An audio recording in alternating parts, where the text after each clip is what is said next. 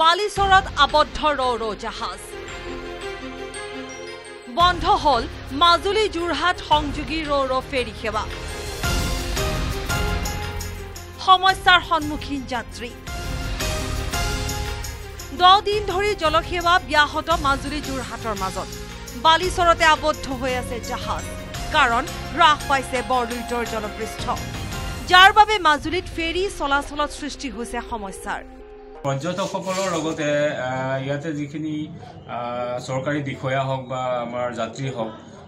চিকিৎসাৰ ক্ষেত্ৰতে হওক সকলোৱে সুবিধা হৈছিল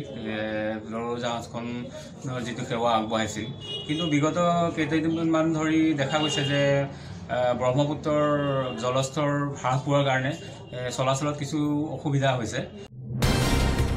ঐতিহাসিক দিনৰ সূচনা কৰি মাজুলী যোৰহাটৰ মাজত ৰ জাহাজৰ শুভাৰম্ভ কৰিছিল মুখ্যমন্ত্ৰী সৰ্বানন্দ সোণোৱালৰ লগতে মন্ত্ৰী ডক্টৰ হিমন্ত বিশ্ব শৰ্মাই কিন্তু বৰ্তমান সময়ত বৰলুইতৰ গভীৰতা হ্ৰাস পোৱাৰ বাবে সমস্যাৰ সৃষ্টি হৈছে জাহাজ চলাচলত অসুবিধাৰ সন্মুখীন হৈছে যাত্ৰীসকল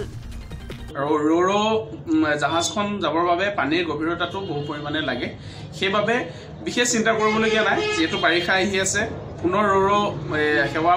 পুনৰ আৰম্ভ হ'ব আৰু আমিও প্ৰশাসনৰ লগত আমি সততে যোগাযোগ কৰি আছো যাতে যাত্ৰীৰ কোনো তেওঁলোকৰ কোনো অহা যোৱাত বা তেওঁলোকৰ অহা যোৱা কৰাত যাতে কোনো অসুবিধা নহয় তাৰ প্ৰতি লক্ষ্য ৰাখিবৰ বাবে আমি প্ৰশাসনক অনুৰোধ জনাইছো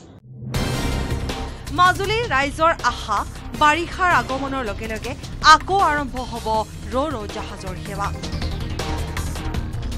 মাজুলীৰ পৰা Sanjit Sambara news 18 Assam North east